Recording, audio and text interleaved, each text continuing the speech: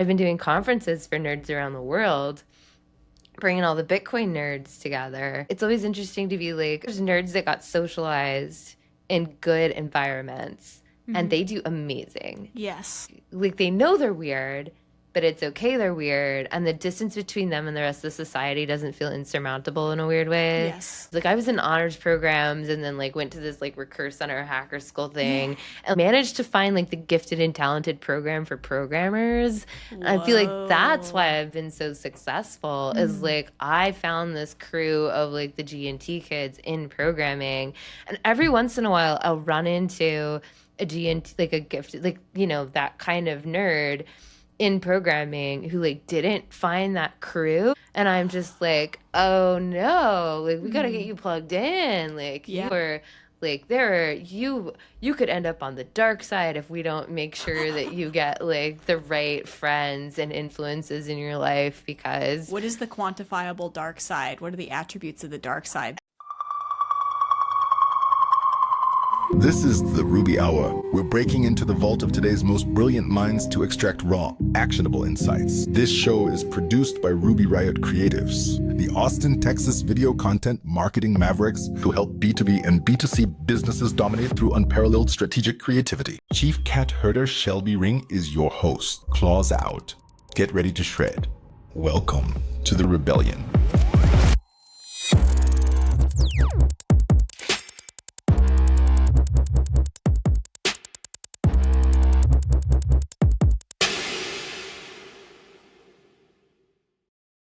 I always like to officially kick off the context of a show interviewing someone with, how do I know you? Who are you in my life? And what cracks me up is like, yeah, we met on a boat, you know, by a slide, whatever. If I was to give you a like a technical title, I think I would call you a pluot / passion fruit ice cream ninja creamy connoisseur, you know, like maybe a ninja creamy dev if I was to use the lingo. Because like, I just know Lisa from, you just make very tantalizing ice cream. Like that's your superpower in my brain.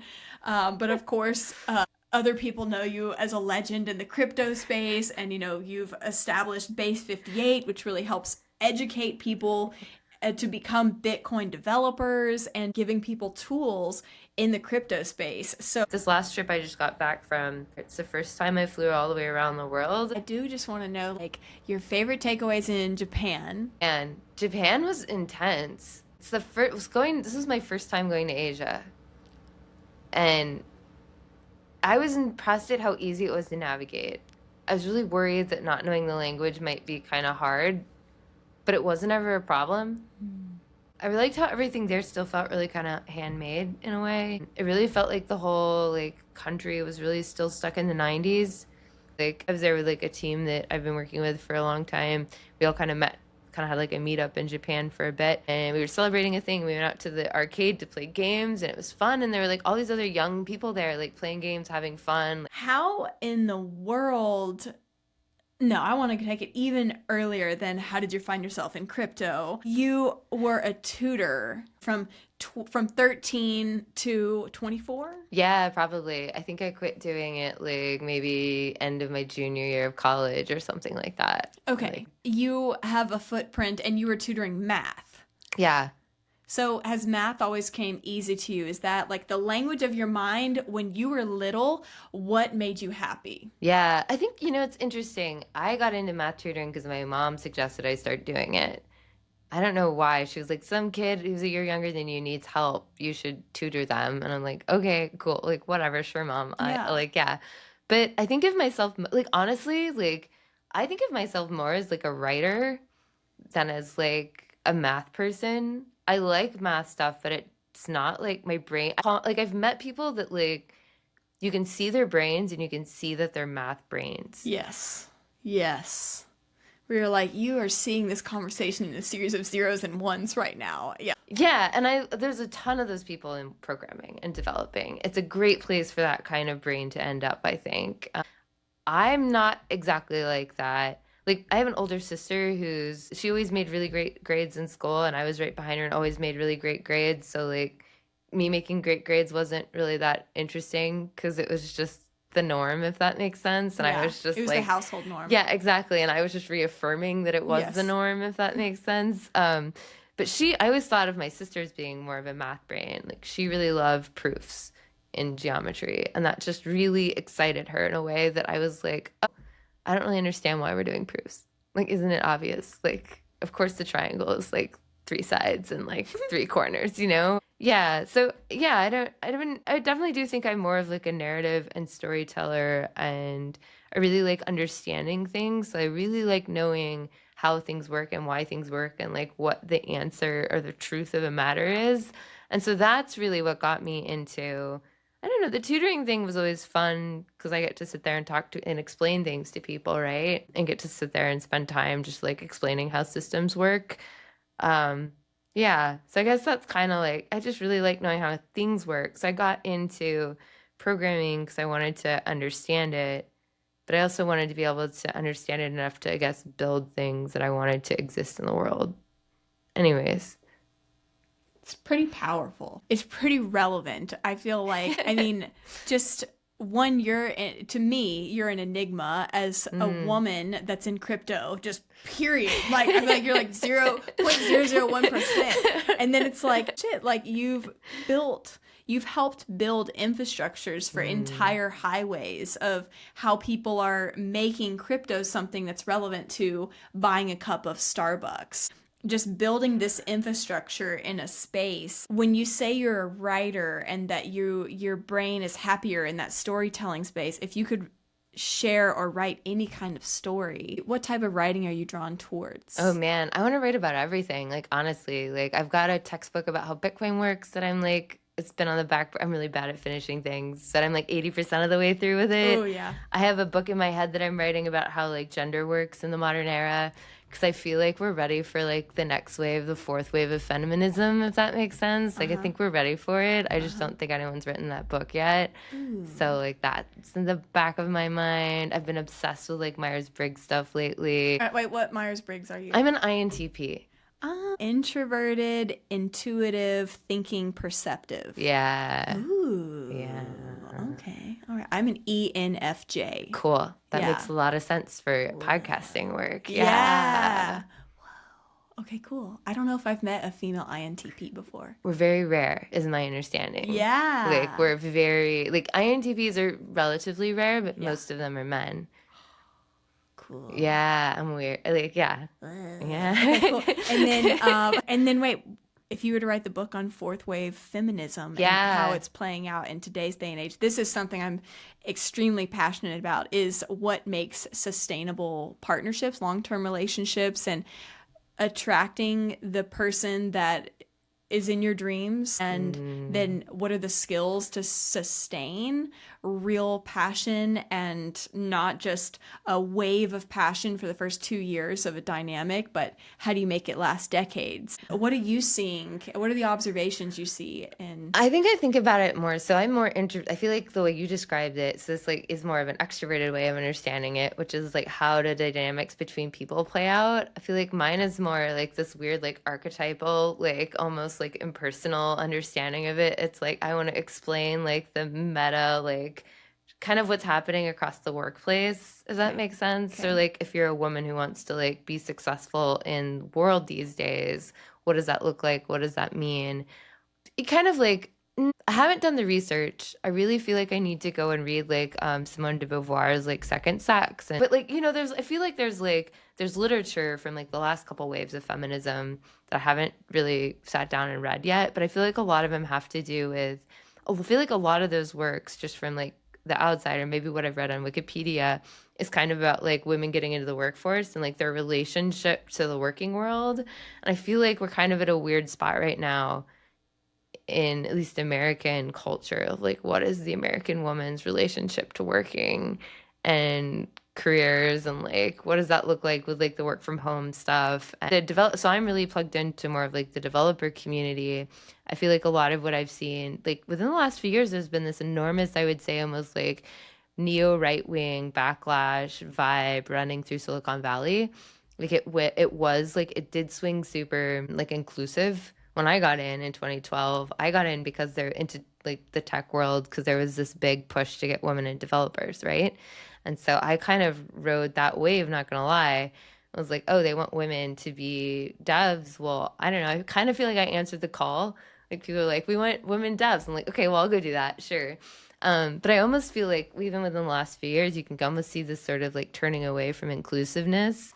And so it's interesting. It's like what does that mean for society? Like what does that mean for women? Like, maybe myself like a decade plus ago, like, no one's really putting out those calls anymore. I don't feel like of like women sign up to like become a developer, join the forces, whatever. And it's like I really don't feel like I've seen that lately. Maybe I'm in the wrong spaces, but it's kind of But I feel like you would have a barometer of like where's the next wave, where's the younger female faces. Yeah. And I mean I see them, but I'm always like, maybe I should ask them. See, this is the introvert thing, and like maybe I should ask them how they ended up in it. But it's just confusing to me. I'm like, are they coming up through the colleges? But I feel like college education is like kind of on a not as popular trend, right? Yeah. So where to even like where to anyway, so this is why I have like a school is like I'm like I don't know where these people come from. I better like do something like right? Like I better put out an interface. Like I think in interfaces sometimes I think of the school as being like a like you can find it and it's an easy interface to get into like a industry or something. Yeah. You need those interfaces to get people into stuff. And if you don't put them out as like, okay, this is how you interact with this space, like show up at this conference or come take this class or like, participate in XYZ things. Here's where you can find opportunities. I think without those interfaces, like you don't get new people moving in. I don't know. That's very true. I think that, and honestly, I've had a few conversations recently, like with how do organizations run, and it's kind of going off of decentralized communities, that space, but what is it that really actually creates a sustainable group? And someone recently asked me, hey, you're from Austin, but you came back in 2021. How's it been assimilating into the culture? And, I went off on explaining like, well, I've been banned from Bumble BFF 3 times, like, because they think I'm a club promoter when I try to get women together. I create an event, like, let's go salsa dancing, and then I blast that to 25 to 45 women. I've learned I have to change the text format up, but they flag me as a promoter, and which is extremely debilitating as someone that is coming to a new place, doesn't know anyone, is trying to make friends, and then the fucking Friend Finder app shuts you down because they're like, no friends for you. Extremely sucks. But ironically, because when I was pressured further on that conversation of, well, how has the conversion process gone from meeting girlfriends in the digital space to translating to reality? The ROI on that, honestly, has been really unsuccessful versus meeting women in real life, often through just centered groups or activities. Like my best friend is from, her former partner was a really dear friend of mine. So it's like we met through a mutual friend, essentially. And then moving beyond that, it's been people I already know plugging me into other people that they directly know and have vetted.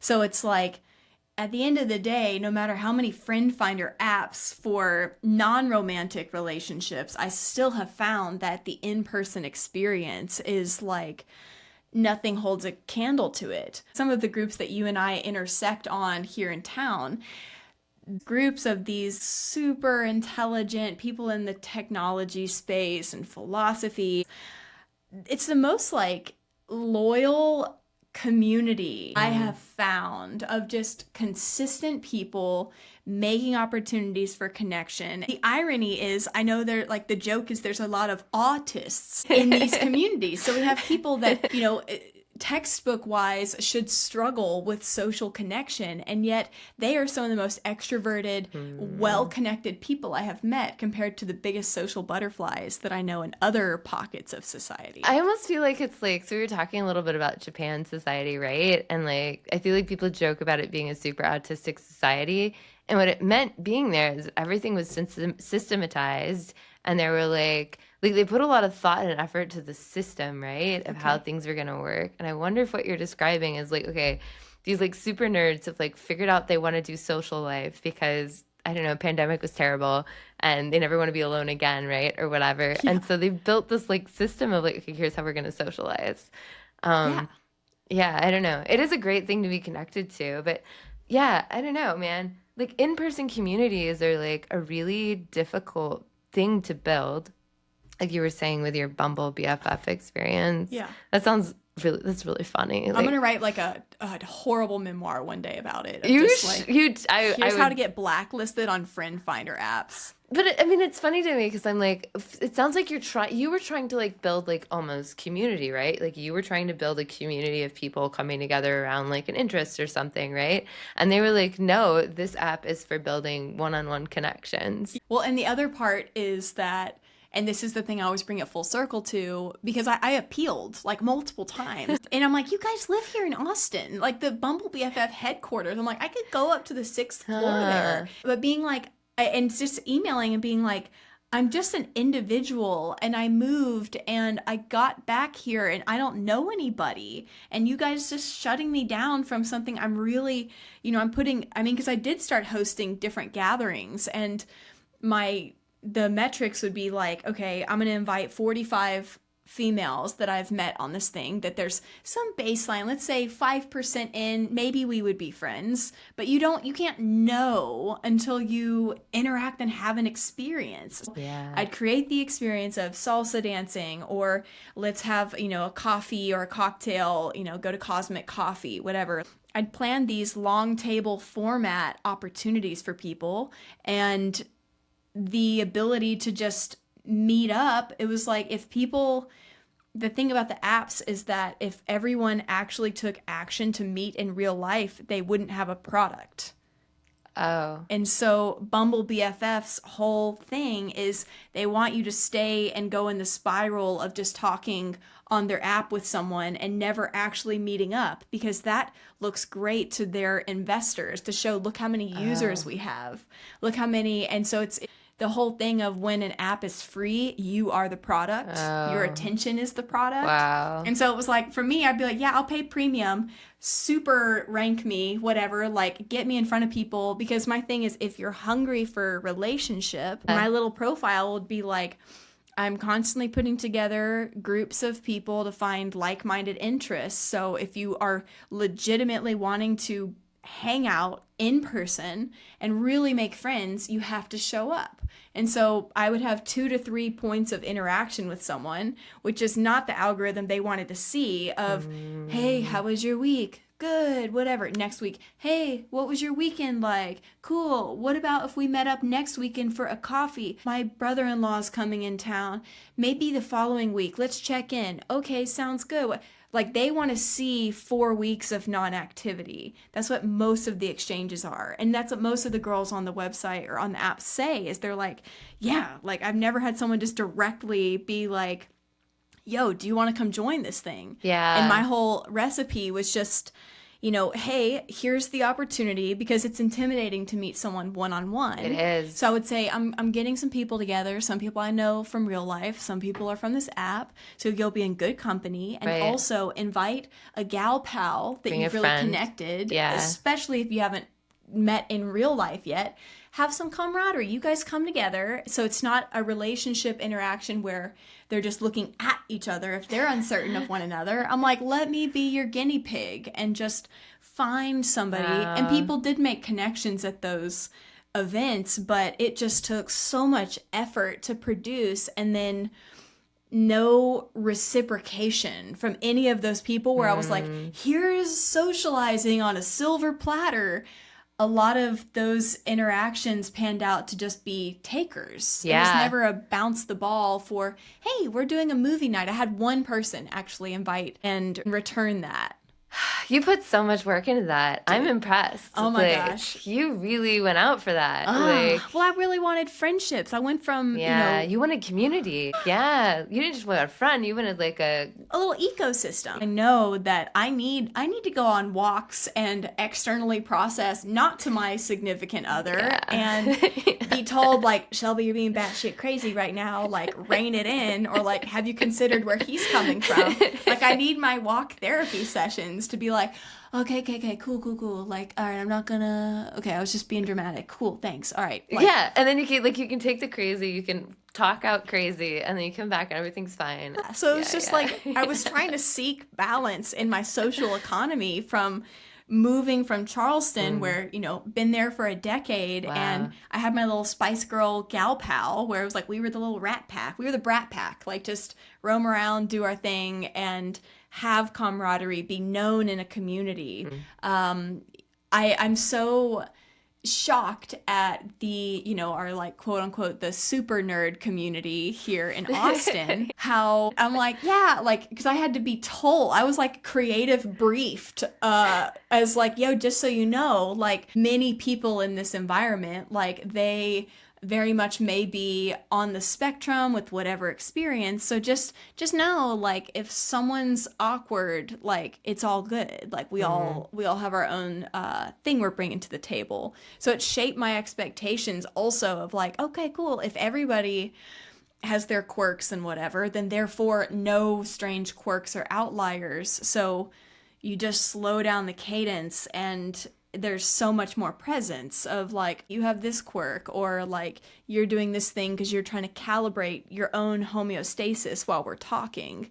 Cool. And it just has made this really sweet, I don't know, I'm like, I found the fountain of youth in this amazing like uber intellectual space of people that show up consistently, are largely very kind. I'm constantly learning new things, and people are curious, and I'm not one to debate stuff. I'm not here to like argue, but I do love listening to people with passionate different perspectives to glean, and then I process more on my own to understand like, well, what does my inner compass say about those two perspectives on something? But the irony of it all of like, yeah, how's finding connection in Austin? It's like, well, the gal pal pockets have sucked, but the super nerd dudes are awesome. And it's been an amazing space, and crossing paths with the occasional like tech female unicorn, I'm like, oh my gosh, you're amazing. You can hang out in a room full of 80 guys and there's 4 females. Cool. There's obviously some fortitude to your soul. Yeah, it takes practice. Yeah. Tell me your initiation into a very like male saturated field. It's funny, I don't even notice how saturated it is these days, like, but you're right, it is. Like, I mean, every once in a while I get reminded of it. I don't know, I think I got lucky in my tech career in that I started out so I went to school. Where am I going with this? My parents were both engineers, and my older sister was also studying engineering at Texas A&M. It's like both my parents were from A&M. My older sister was at A&M when I was deciding where to go to school. Everyone was an engineer, and I decided I was going to go to business school and study liberal arts at the University of Texas. I was not going to be anything. Yeah, I was the black sheep. I was like, I'm not going to be anything like you guys. I'm going to go do my own thing. I'm going to learn how to run businesses. I want to run businesses. That's like, I want to have a business or something. Anyways, I ended up in engineering.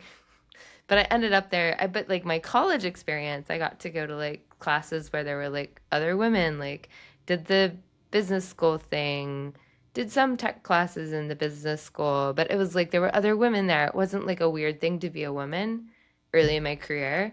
And then my first tech job, I managed to go to this program in New York City called Recurse Center. When I went, it was called Hacker School. And it was 3 months of work on whatever you want and live in New York and hang out and show up and just like meet all the people and like, figure out what being a developer is like, whatever, work on your projects. And after the like, we'll help you try and get a job. That's how they would make money, is on recruiting fees. So it was a free Cool. program. Yeah, it was Cool. super cool. But that program, when I went, it was the first time they had like 40% women.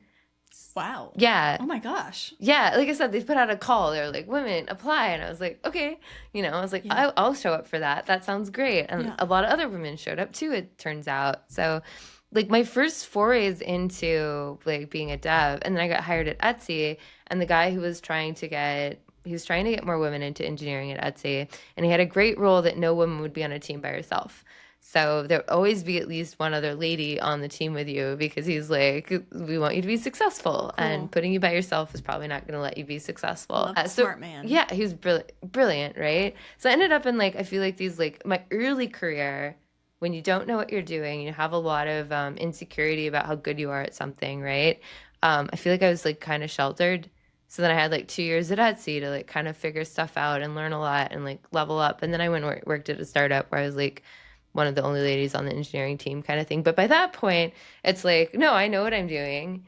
If anything, like weird stuff happens, I'm like, no, that's a you problem, not a me problem, if that makes sense. Cool. So I kind of had like, yeah, I do feel like I had this like sheltering experience that let me sort of like be like, no, I know what I'm doing. Like, I know how development of software works. Like, if you guys want to be weird about it or whatever, like that's fine, but I'm not going to work with you. I'm going to go find somewhere where like I don't have to worry about whatever weirdness is happening because I'm the only lady in the room, whatever. So, and then by the time, I ended up in Bitcoin, I had been in engineering. I'd been working at engineering jobs for almost 5 years at that point. So it was like the new interest. It was like, I don't know, it was like a new interesting thing, like technical interest that I really wanted to learn about, and like think Bitcoin's beautiful and one of the like, revolutions of our age in the technical sense, and like really is this like beautiful new like system of like exchange. And it's just like, and so I'm like really excited about Bitcoin as a thing.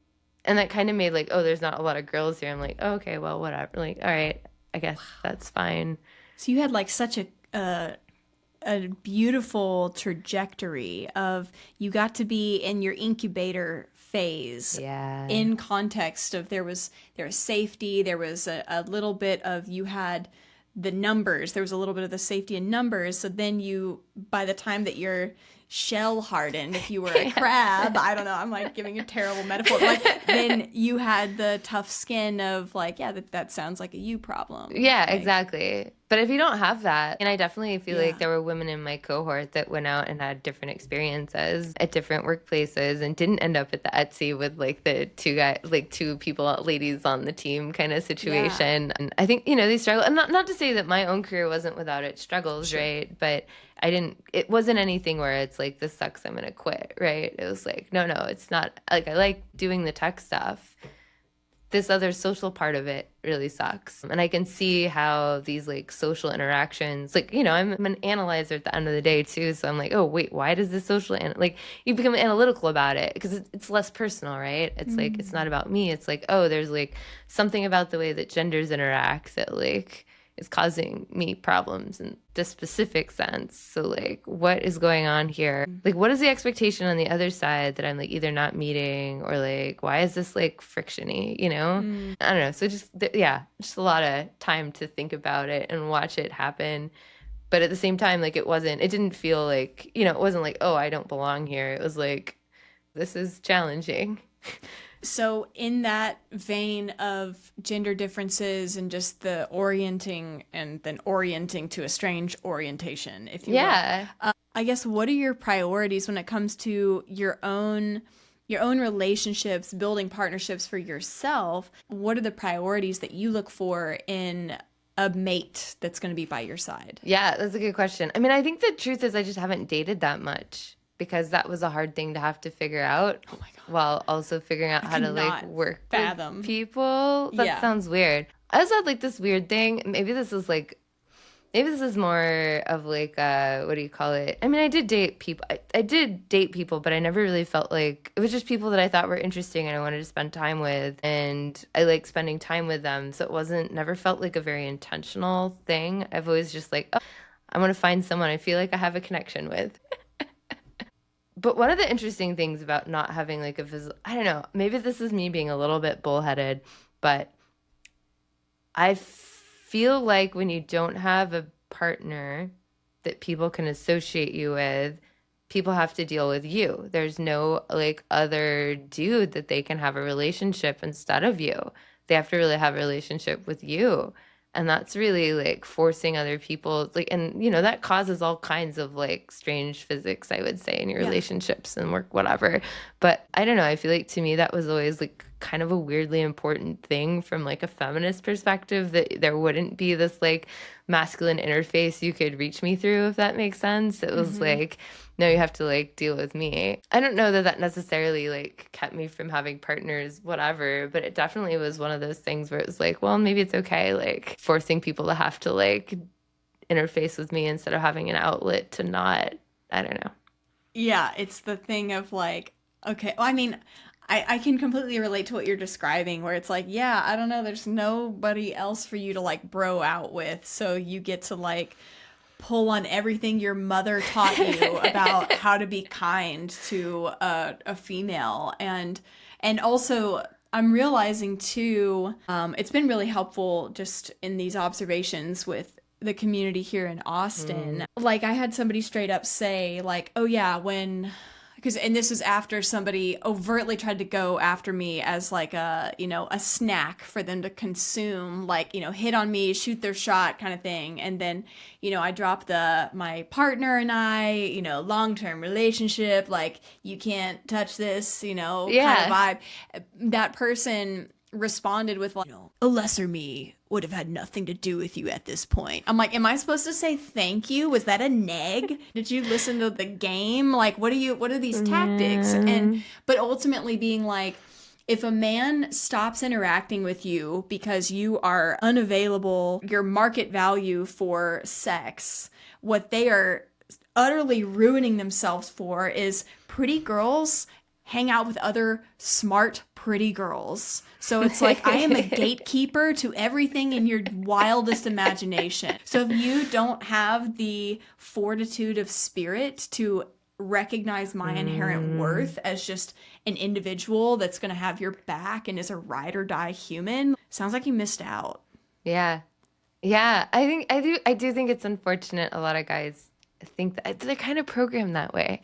I think this is sort of like, maybe this is part of like what I want to write in this book, is like, it's almost a tragedy of like gender or something. Maybe that's the title. And right, I've been trying to come up with a catchy title. I like that one. Yeah. Because it is kind of a tragedy, I think, in that like, as women, you're like, I think this is the other thing, is I think women are a little more community minded than men are, where like you're like, no, like, we contribute to the community, like we've got connections, like we could be a connection, and then I can connect you to all these other people, and like maybe this one specific thing that you wanted, like, sex or whatever, isn't going to work out in this case, but like look at this like connection that we have, and it's so much more than that, right? I don't sometimes talking in archetypes feels a little dangerous, but like I do think that, I do think men do tend to be a little like focused on like that part of a relationship with women in particular, and they don't really think in like that connectivity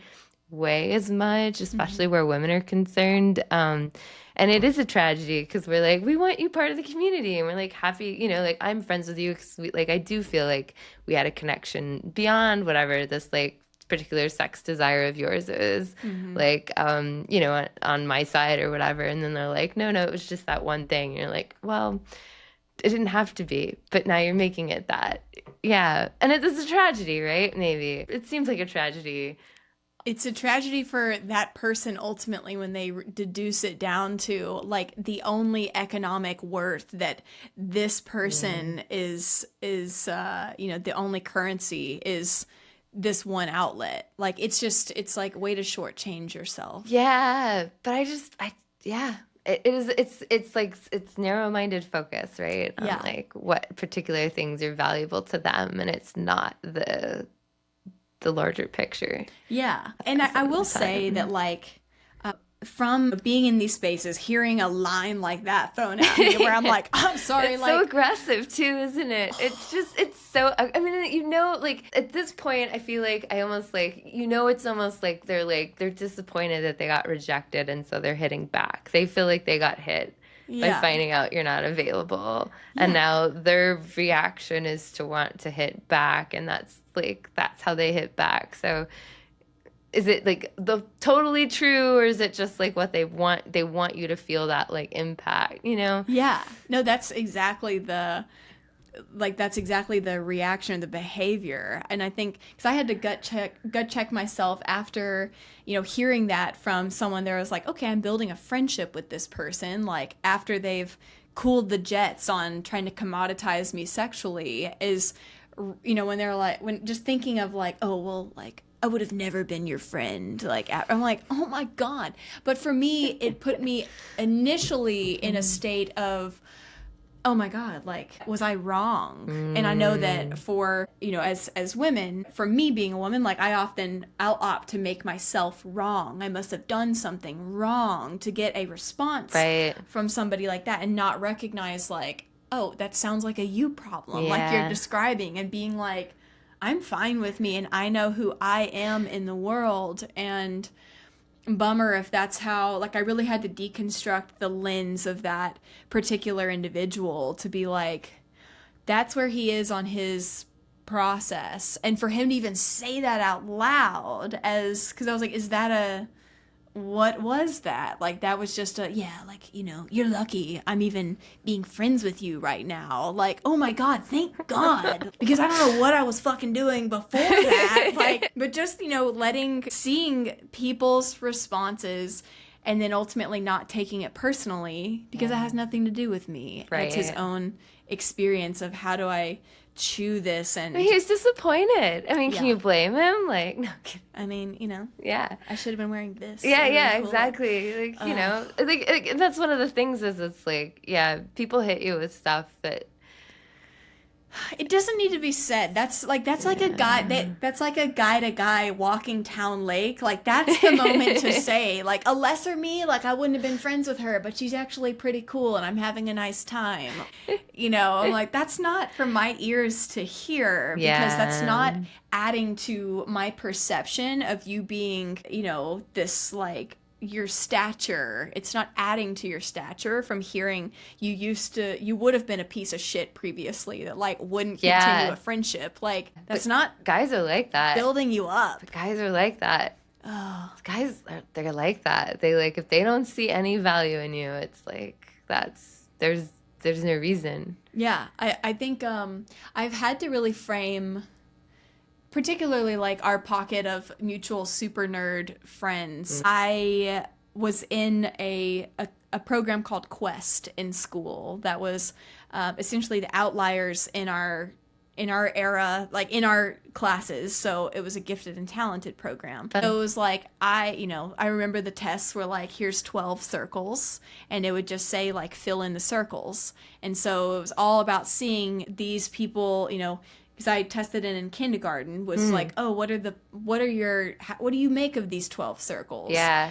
So some of us had a more creative thought process that ultimately got us in the program. I think others had that, like, intellectual genius capacity. So to be in a space where I often viewed it as, like, yes, I performed well academically, but I was the playful, I was the more creative side. And then the most of, and again, it was mostly men in that, or young men in that group. And just hearing their banter and wit and their, the things they would go off on and obsess about. Like, I remember one of the guys was obsessed with World War II. Okay. And we're in, like, 6th grade. Okay. And he's just spouting off, like, factoids. And I remember being like, why?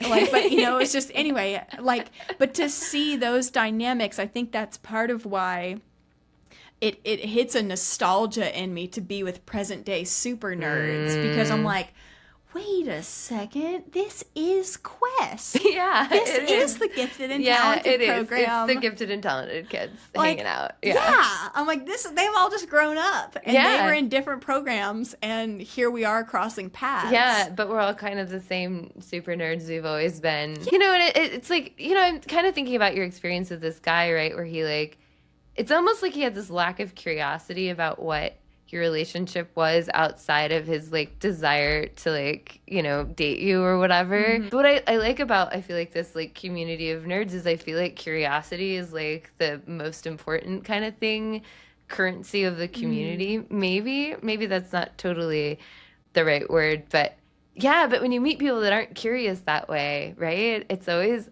that, I feel like, is like the real thing where I'm always like, whoa, I thought we were both curious about this relationship as a relationship, but you weren't. You had like one thing that you were thinking about, you know? How obtuse, like it's just so short-sighted but also I can certainly put it through the lens, because the other part, and tying into the gender norms and the polarity side of, you know, how do you build sustainable partnerships, that side of it all, I also have the most immense compassion of like a lot of these gentlemen that are, you know, quote unquote super nerd status. They have had to go on a path of who knows like how women in the past have interacted with them, or if the, you know, socializing isn't something like, if they weren't the jock star or whatever, you know, like our baseline interactions socially, it's like I certainly can look through the lens of like this person he's sifting it through his previous conditioning of all the ways that he's learned to either overcome rejection or you know, like what is a pretty girl worth?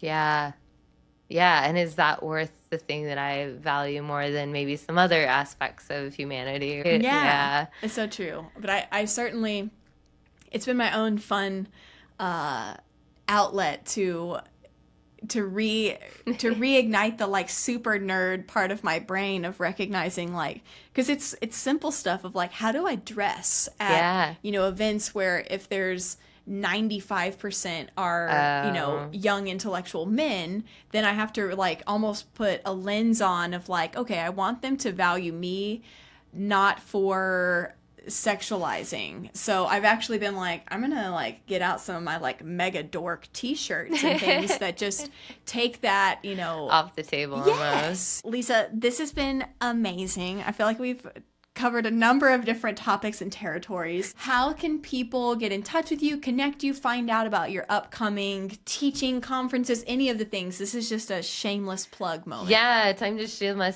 stuff. Great. So you can find me on Twitter. I'm Nifty, NIFTYNEI.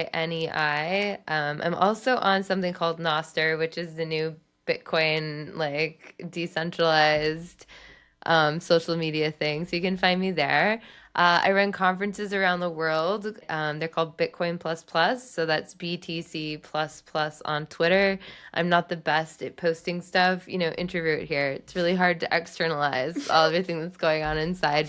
Yeah, we're going to have our next conference in February down in Brazil. We're doing it in Florianopolis. I'm very excited about it. First conference in Brazil for me. So cool. Yeah, it's going to be really fun. That's in February. And then for the Base 58 stuff, I'm working on figuring out when classes are going to happen. But if you want to learn about Bitcoin from a technology standpoint, specifically like how transactions work, I have some classes on Udemy, and you can find that and my admissions for classes on base58.school. So that's on the internet.